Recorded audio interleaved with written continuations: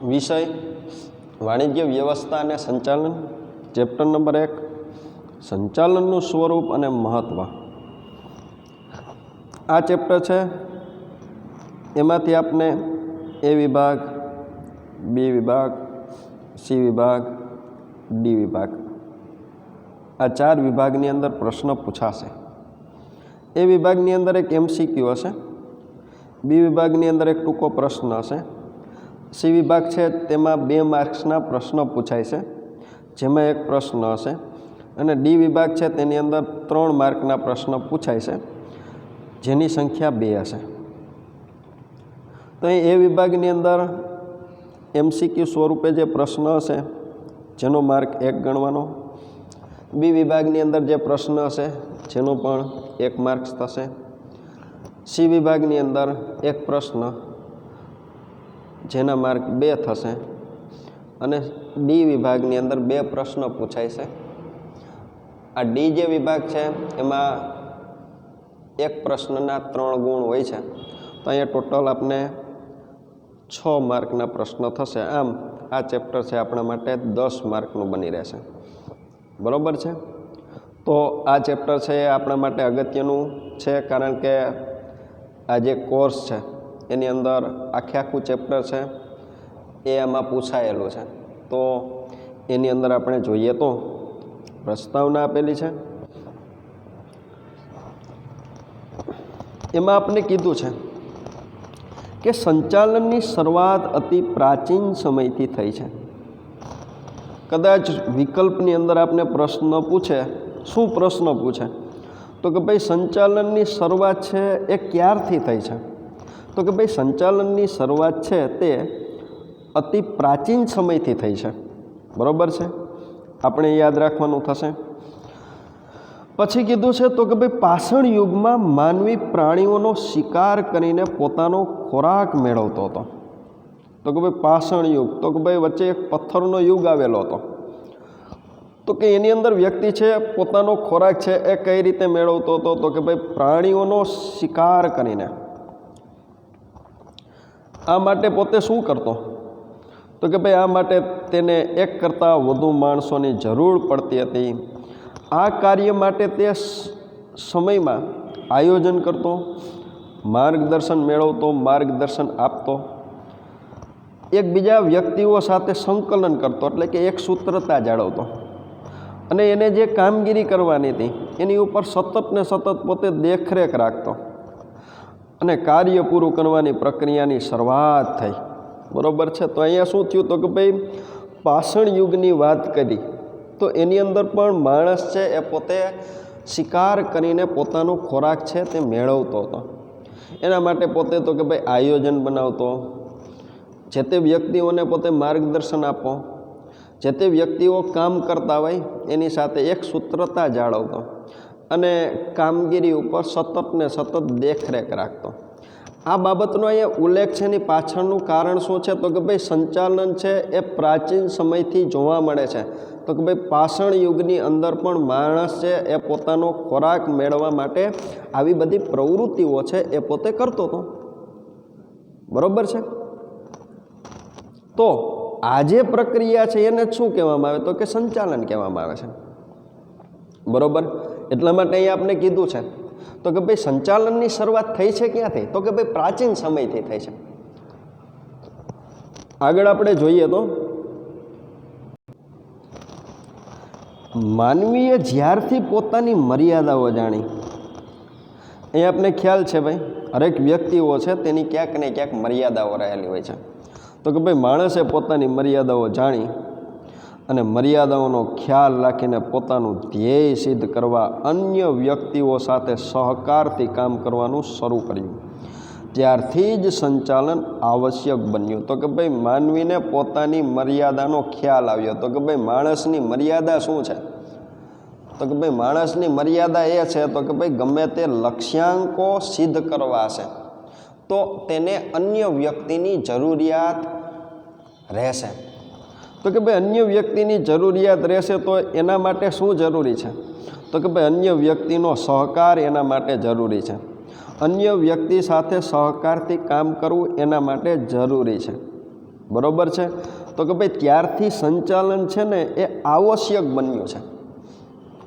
એ માનવી પોતાના મર્યાદિત સાધનોમાંથી વધુને વધુ સંતોષ મેળવવાનો પ્રયત્ન કરે છે. તો કે ભાઈ માણસ છે તેની પાસે સાધનો છે એ કેવા છે? તો કે ભાઈ મર્યાદિત છે. બરોબર છે? પાછી એની જરૂરિયાતો કેવી કીધી છે? તો કે ભાઈ અમર્યાદિત કીધી છે. તે માટે તે અન્ય વ્યક્તિઓનો સહકાર મેળવે છે. આ રીતે એક કરતાં વધુ વ્યક્તિઓ ભેગા થાય અને કાર્ય વ્યવસ્થિત કરવું હોય તો તેનું આયોજન કરવું પડે. તો કે ભાઈ ધંધાકીય એકમ છે, કોઈ વ્યક્તિ છે, એણે કોઈ પણ પ્રકારની કામગીરી કરવી છે કે ધંધાકીય એકમે કોઈ પણ પ્રકારની કામગીરી કરવી છે, એની અંદર એના લક્ષ્યાંકો હોય છે. એ લક્ષ્યાંકો સિદ્ધ ક્યારે થશે? એ કામ છે વ્યવસ્થિત પૂરું ક્યારે થશે? વ્યવસ્થિત પૂરું થવું એટલે શું? તો કે ભાઈ નક્કી કરેલા સમયગાળાની અંદર એ કામ છે એ પૂર્ણ કરવું. તો કે ભાઈ એ કામ સમયગાળામાં ક્યારે પૂરું થશે? તો કે ભાઈ તેના માટે શું જરૂરી છે? તો કે ભાઈ આયોજન કરવું પડે છે. સત્તા અને ફરજોની વહેંચણી કરવી પડશે.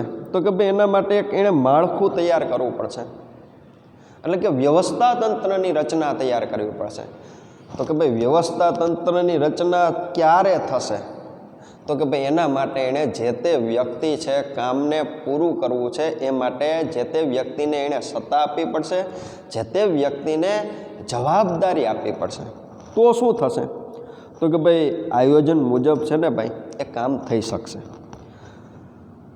જરૂર પડે ત્યાં તેમને દોરવણી આપનાર કોઈ વ્યક્તિ જોઈએ. દોરવણી એટલે શું? તો કે ભાઈ કર્મચારીને આપવામાં આવતું માર્ગદર્શન અને તેના ઉપર રાખવામાં આવતી દેખરેખ તેને દોરવણી કહેવામાં આવે છે. તો કે ભાઈ ધંધાકીય એકમની અંદર જે વ્યક્તિ કામગીરી કરે છે એને માર્ગદર્શન આપવું પડશે. બરોબર છે? તો એ બાબતને શું કહી શકાય? તો કે દોરવણી કહેવાય. અને જે તે કર્મચારી ઉપર ધ્યાન રાખવું પડશે. એ બાબતને શું કહી શકાય? તો કે દોરવણી કહી શકાય. અને બધા જ વ્યક્તિઓ નક્કી કર્યા મુજબ કામ કરે છે કે નહીં તે જોવા અંકુશ જરૂરી છે.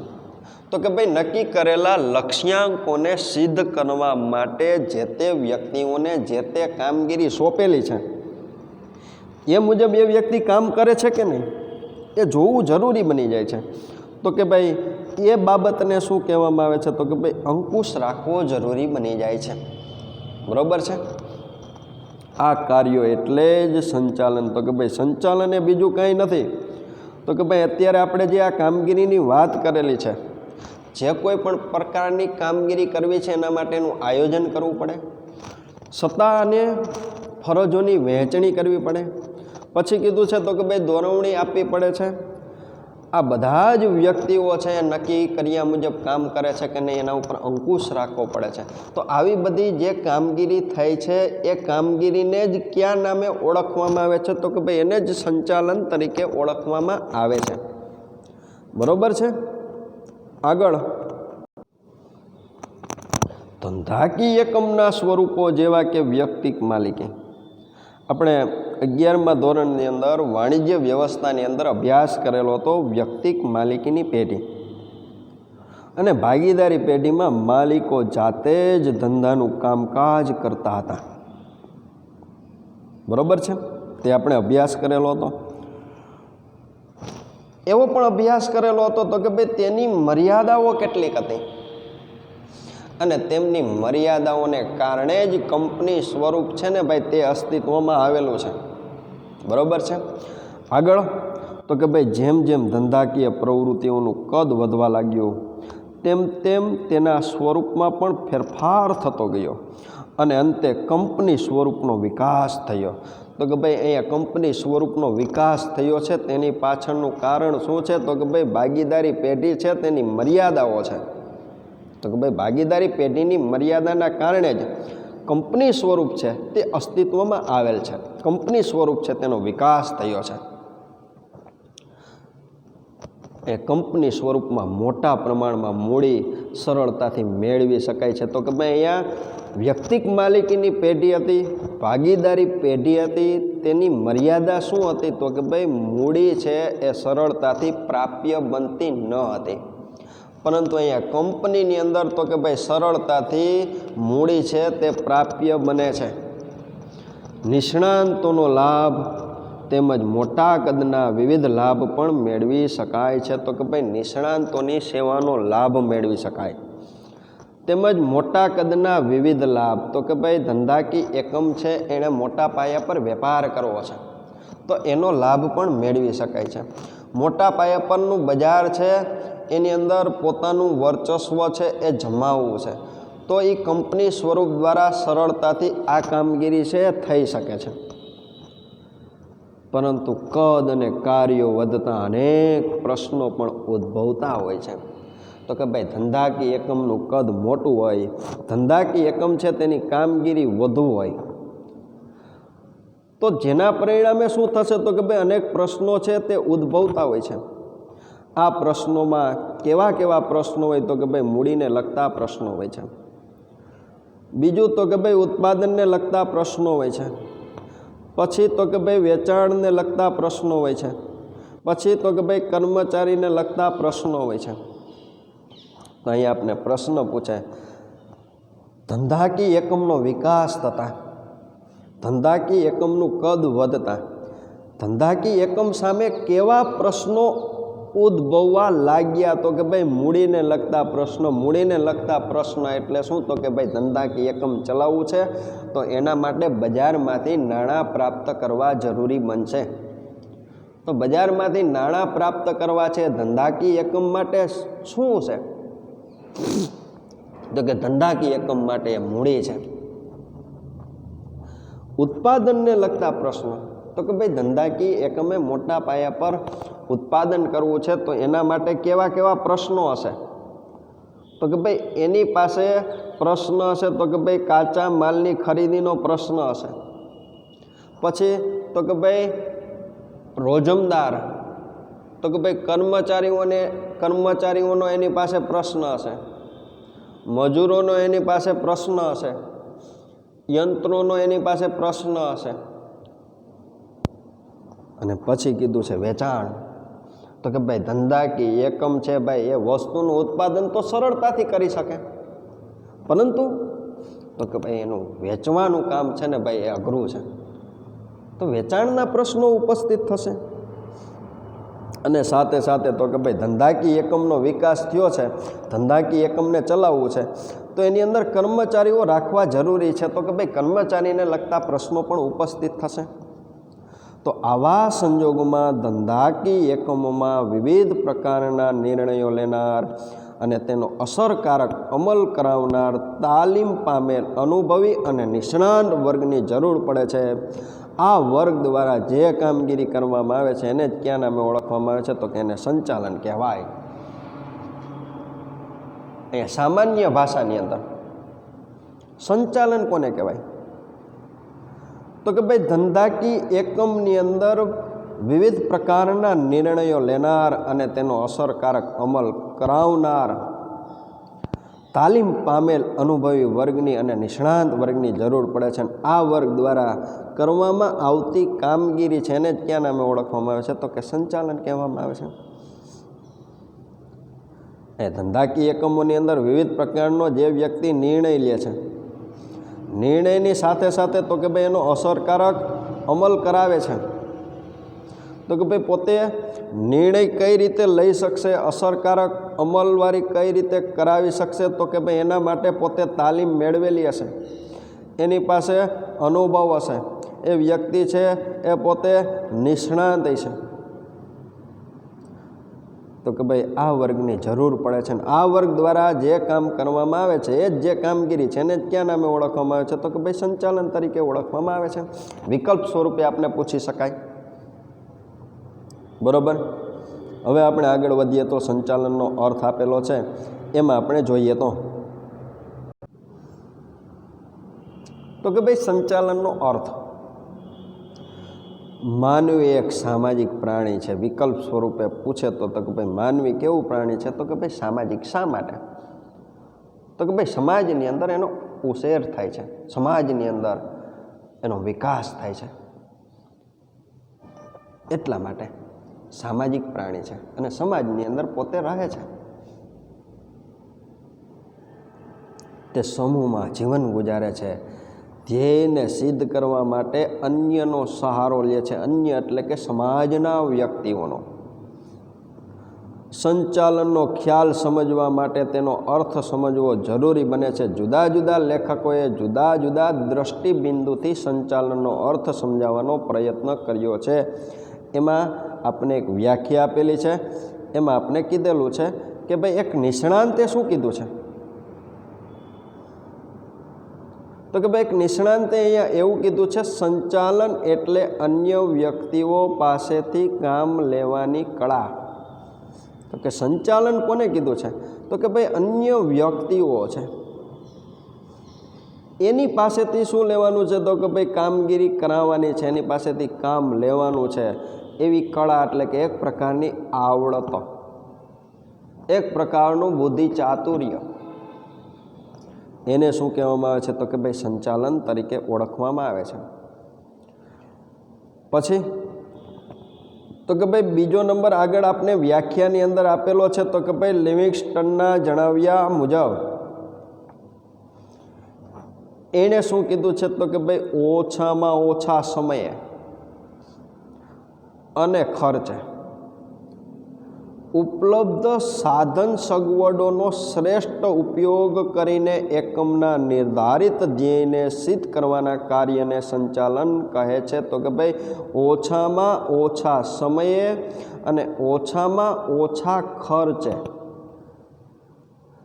ઉપલબ્ધ સાધન સગવડોનો, તો કે ધંધાકી એકમ પાસે જે સાધન સગવડ છે એનો શ્રેષ્ઠ ઉપયોગ કરવાનો છે, એટલે કે મોટા પાયા પર એનો ઉપયોગ કરવાનો છે, પણ સમય મર્યાદા ઓછી કીધી છે અને ખર્ચની મર્યાદા પણ ઓછી કીધી છે. એનો ઉપયોગ કરીને નક્કી કરેલા ધ્યેય એટલે કે નિર્ધારિત ધ્યેયને સિદ્ધ કરવાનું જે કાર્ય છે એને જ ક્યાં નામે ઓળખવામાં આવે છે, તો કે સંચાલન તરીકે ઓળખવામાં આવે છે. બરોબર. કોના દ્વારા આપવામાં આવેલી વ્યાખ્યા છે, તો કે ભાઈ લિવિંગસ્ટનના જણાવ્યા મુજબ. શું કીધું છે, તો કે ભાઈ ફરી એકવાર આપણે જોઈએ તો ઓછામાં ઓછા સમયે અને ખર્ચે ઉપલબ્ધ સાધન સગવડોનો શ્રેષ્ઠ ઉપયોગ કરીને એકમના નિર્ધારિત ધ્યેયને સિદ્ધ કરવાના કાર્યને સંચાલન કહેવામાં આવે છે. પૂરું. બીજી વ્યાખ્યા અહીં આપી છે, તો કે ભાઈ જ્યોર્જ ટેરીના જણાવ્યા મુજબ એમાં તો કે સંચાલન એ એવી પ્રવૃત્તિ છે જેમાં માણસો,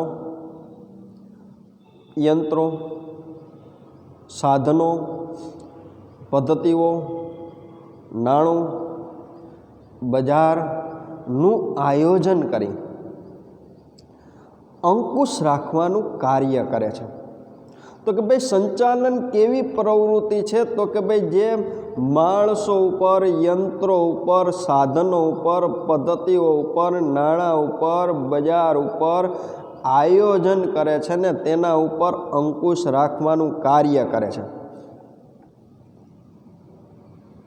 તે માનવ પ્રયત્નોને નેતાગીરી, સંકલન અને માર્ગદર્શન પૂરું પાડે છે, જેથી એકમોના ઈચ્છિત ધ્યેયોને હાંસિલ કરી શકાય છે. તો કે ભાઈ જે માણસો છે એને નેતાગીરી પૂરી પાડે છે, સંકલન એટલે કે એક સૂત્રતા પૂરી પાડે છે, માર્ગદર્શન પૂરું પાડે છે, જેથી એકમના ઈચ્છિત ધ્યેયોને હાંસલ કરી શકાય. તો કે ભાઈ ધંધાકી એકમો જે ધ્યેય નક્કી કરેલા છે એ ધ્યેયને પ્રાપ્ત કરી શકાય, એ ધ્યેયને સિદ્ધ કરી શકાય. એને ક્યાં નામે ઓળખવામાં આવે છે, તો કે સંચાલન તરીકે ઓળખવામાં આવે છે. બરોબર છે.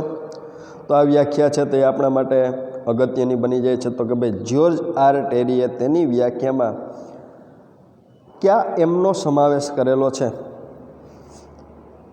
તો કે ભાઈ એની અંદર આપણે જોઈએ તો પહેલો નંબર કીધું છે મેન, પછી બીજો નંબર કીધું છે મશીન્સ, ત્રીજો નંબર મટીરિયલ્સ, ચોથો નંબર મેથડ્સ, પાંચમો નંબર મની અને છઠ્ઠો નંબર માર્કેટ. આ બધાનું શું કરવાનું છે, તો કે ભાઈ આયોજન કરવાનું છે. કેવું આયોજન કરવાનું, શેનું આયોજન કરવાનું, તો કે ભાઈ બજારની અંદર જે જે કામગીરી થઈ રહી છે, બરોબર છે, જે જે લક્ષ્યાંકો નક્કી કરેલા છે એને સિદ્ધ કરવા માટેનું આયોજન કરવાનું છે. એના માટે માણસો છે તે ભેગા કરવાના છે, માણસોને સત્તા અને જવાબદારીની વહેંચણી કરવાની છે, એ માણસો જે કામ કરે છે એને દોરવણી આપવાની છે, માર્ગદર્શન આપવાનું છે, એ માણસો જે કામ કરે છે એના ઉપર અંકુશ રાખવાનો છે. એટલે કે જે જગ્યાએ જે માણસ કામ કરે છે એની અંદર જો કોઈ પણ પ્રકારની ખામી જોવા મળેલી હોય તો શું કરવું? તો કે ભાઈ એમાં સુધારાલક્ષી પગલાં લેવા, એ બાબત એટલે કે અંકુશ. તે માનવ પ્રયત્નોને નેતાગીરી, સંકલન અને માર્ગદર્શન પૂરું પાડે છે, જેથી એકમના ઈચ્છિત ધ્યેયોને હાંસલ કરી શકાય. બરોબર? તો એ વ્યાખ્યા છે તે પૂરી થઈ છે. હવે આપણે જોઈએ તો સંચાલનનું સ્વરૂપ અથવા તો સંચાલનના લક્ષણો છે તેવું કહી શકાય. એમાં આપણે જોઈએ તો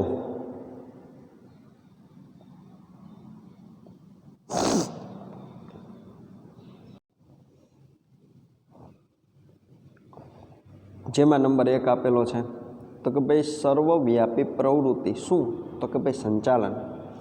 એ 2 માર્ક્સની અંદર આપને પ્રશ્ન પૂછે તો કે સંચાલન એ સર્વવ્યાપી પ્રવૃત્તિ છે, સમજાવો. તો કે ભાઈ કઈ રીતે સર્વવ્યાપી પ્રવૃત્તિ છે જોઈએ તો કે ભાઈ જ્યાં માનવી સમૂહમાં હેતુની સિદ્ધિ માટે કામ કરે છે. તો કે ભાઈ ધંધાકીય એકમની અંદર માણસો છે એ સમૂહની અંદર કામ કરે છે, પણ શા માટે કામ કરે છે? તો કે ભાઈ ધ્યેયની સિદ્ધિ માટે, હેતુની સિદ્ધિ માટે કામ કરે છે. ત્યાં સંચાલનની જરૂર પડે છે. અહીંયા પ્રશ્ન આપણે 1 માર્ક્સની અંદર પૂછે તો કે ભાઈ સંચાલનની જરૂર ક્યાં પડે છે? તો કે ભાઈ જ્યાં માનવી સમૂહની અંદર કામ કરે છે ત્યાં હેતુની સિદ્ધિ માટે સંચાલનની જરૂર પડે છે. સંચાલન એ માત્ર ઔદ્યોગિક એકમમાં જ નથી જોવા મળતું, પરંતુ સામાજિક ક્ષેત્રની અંદર જોવા મળે છે, ધાર્મિક ક્ષેત્રની અંદર જોવા મળે છે, કૃષિ ક્ષેત્રની અંદર જોવા મળે છે, લશ્કરની અંદર જોવા મળે છે, શૈક્ષણિકની અંદર જોવા મળે છે, વગેરે ક્ષેત્રોની અંદર સંચાલનની પ્રવૃત્તિ છે તે જોવા મળે છે. બરોબર છે? એ 1 માર્ક્સની અંદર પ્રશ્ન પૂછે સંચાલન કયા ક્ષેત્રોમાં જોવા મળે છે? તો કે ભાઈ ઔદ્યોગિક ક્ષેત્રની અંદર, સામાજિક ક્ષેત્રની અંદર, ધાર્મિક ક્ષેત્ર, કૃષિ ક્ષેત્ર, લશ્કરી ક્ષેત્ર, શૈક્ષણિક ક્ષેત્ર વગેરેની અંદર શું જોવા મળે છે? તો કે ભાઈ સંચાલન થતું જોવા મળે છે. તો એટલા માટે કીધું છે તો કે ભાઈ માત્ર ને માત્ર ઔદ્યોગિક એકમની અંદર સંચાલનની પ્રવૃત્તિ થાય છે એવું નથી, પરંતુ આ બધા ક્ષેત્રોની અંદર, આ બધી પ્રવૃત્તિની અંદર સંચાલન થાય છે. એટલા માટે સંચાલન છે ને સર્વવ્યાપી પ્રવૃત્તિ છે. બરોબર છે? એ સંચાલન છે એ દરેક ક્ષેત્રના તમામ એકમોની અંદર અને એકમના તમામ વિભાગોની અંદર જોવા મળે છે. એટલા માટે સંચાલન છે એ સર્વવ્યાપી પ્રવૃત્તિ છે તેવું કહી શકાય. બરોબર? બીજો નંબર હેતુલક્ષી પ્રવૃત્તિ એટલે કે ધ્યેયલક્ષી પ્રવૃત્તિ. એમાં તો કે સંચાલન એક સાધન છે. બરોબર છે? સાધ્ય નથી. કઈ રીતે સાધન છે? તો કે ભાઈ તેની પાસેથી કામ મેળવવું પડે તે તેની રીતે કામગીરી કરી શકે નહીં, એટલા માટે સાધ્ય નથી, તે સાધન છે તેવું કહી શકાય. દરેક એકમની સ્થાપના અમુક ચોક્કસ હેતુઓ સિદ્ધ કરવા માટે કરવામાં આવે છે. તો કે ભાઈ એકમની સ્થાપના કરવામાં આવે છે તેની પાછળનો હેતુ શું છે? તો કે ભાઈ એની પાછળનો હેતુ એનો લક્ષ્યાંક છે, એની ધ્યેય સિદ્ધિ છે. એણે ક્યાંક હેતુ નક્કી કરેલો છે.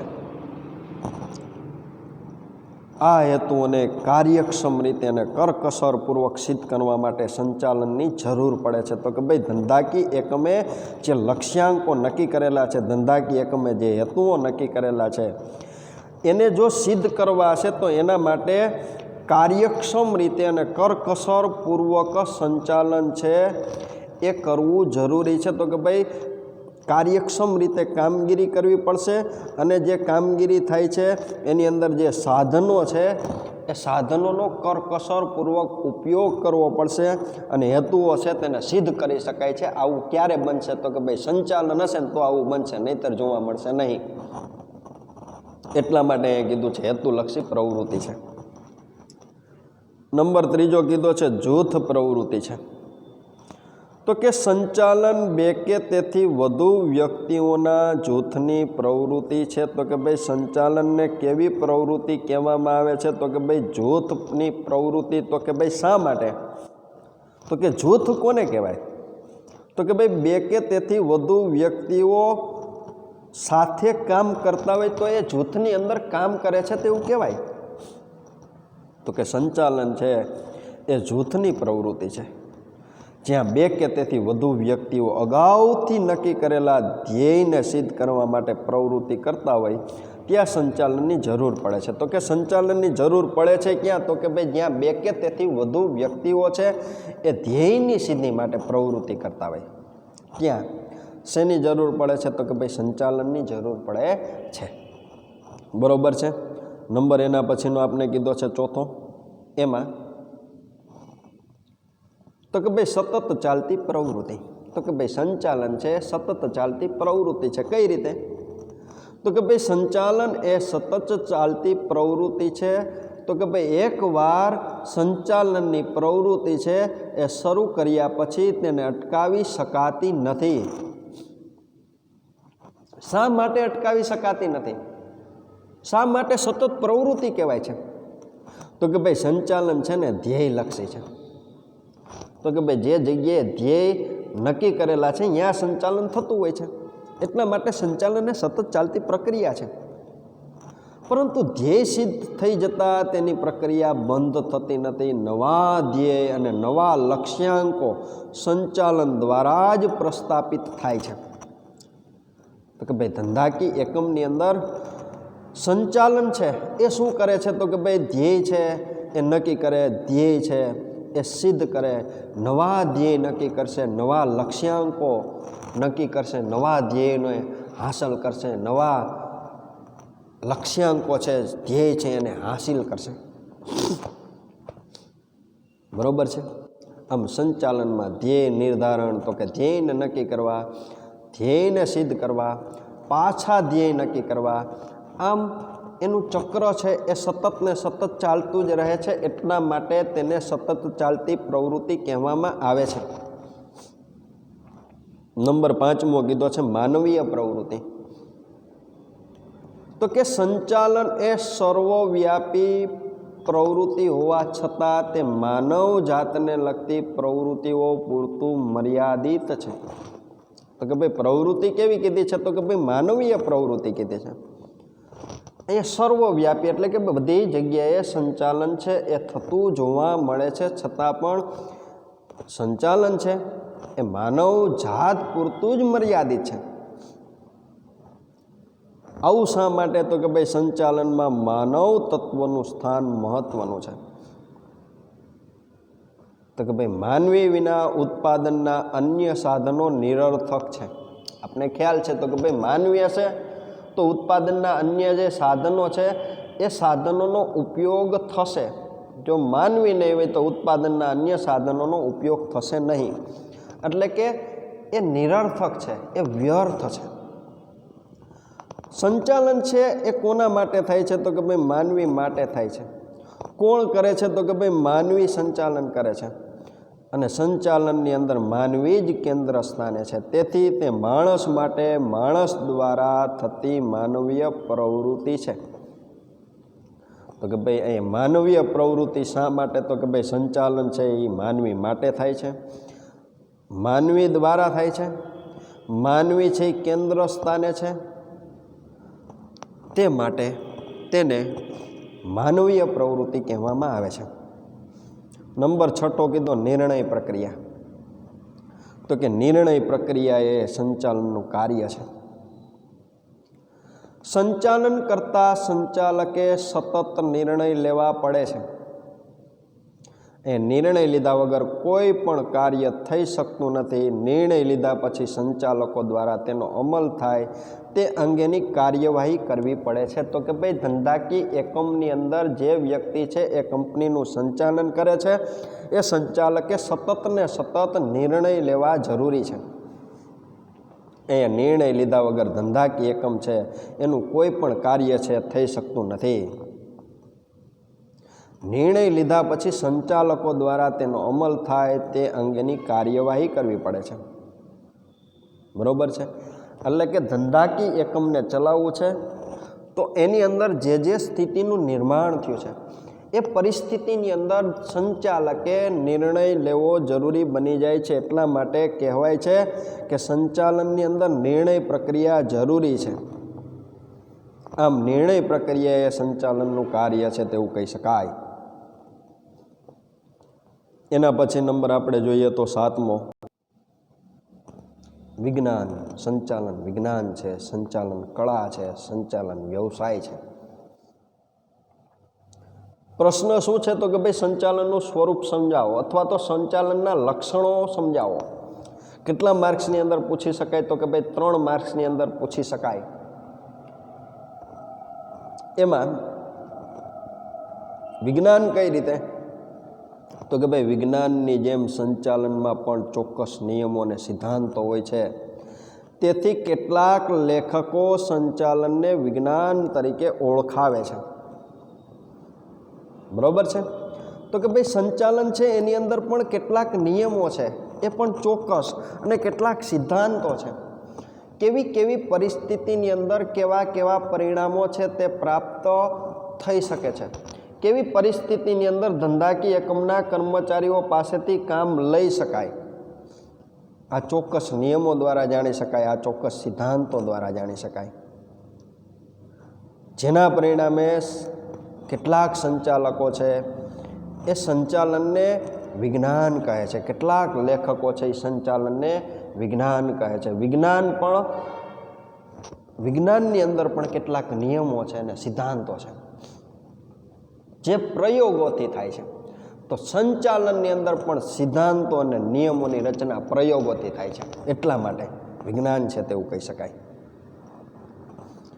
બીજી બાબત કીધી છે તો કે સંચાલનમાં માનવ પરિબળ અગત્યનું હોવાથી તેમની પાસેથી કામ લેવા માટે અંગત આવડત, બુદ્ધિ, ચતુરાઈ, આંતરસૂઝ વગેરેની જરૂર પડે છે. તો કે ભાઈ સંચાલન છે એની અંદર આપને ખબર છે તો કે ભાઈ સંચાલન કોની ઉપર કરવાનું હોય છે તો કે ભાઈ માનવી ઉપર સંચાલન કરવાનું હોય છે.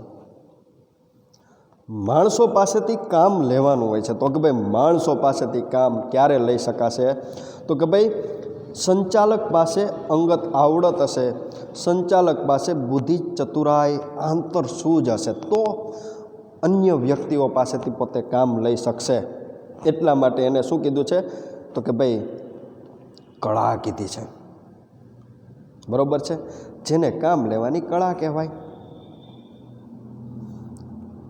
અને વ્યવસાય છે કઈ રીતે તો કે ભાઈ આધુનિક ધંધાકીય એકમનું સંચાલન તાલીમ પામેલા નિષ્ણાંત સંચાલક વર્ગને સોંપાઈ રહ્યું છે. તો કે ભાઈ આધુનિક સમયની અંદર સંચાલન કોણ કરે છે તો કે ભાઈ જે વ્યક્તિ છે એણે સંચાલન માટે તાલીમ લીધેલી છે એવા નિષ્ણાંત વ્યક્તિઓ છે એને આ કામગીરી છે એ સોંપાઈ રહી છે. આધુનિક સમયની અંદર વકીલ છે, સીએ છે, ડૉક્ટર છે. જેમ સંચાલકોએ પણ વ્યવસાયી સ્વરૂપ ધારણ કર્યું છે તો કે ભાઈ વકીલ, ડૉક્ટર, સીએ એ બધાય વ્યવસાયી વ્યક્તિઓ છે, એમ સંચાલકો પણ આ સ્વરૂપ છે એને ધારણ કરેલું છે. એ પણ પોતે સંચાલનનું કાર્ય કરવા માટે તાલીમ લે છે, સંચાલનનું કાર્ય કરવા માટે પોતે અનુભવ મેળવે છે અને પછી પોતે કામગીરી કરે છે. આ બાબતથી સ્પષ્ટ થાય છે કે સંચાલન છે એક વ્યવસાય છે. બરોબર છે. અહીંયા આપણો પ્રશ્ન છે તે પૂરો થાય છે અને અહીંયા આપણો લેક્ચર છે તે પણ પૂર્ણ આપણે કરીએ છીએ.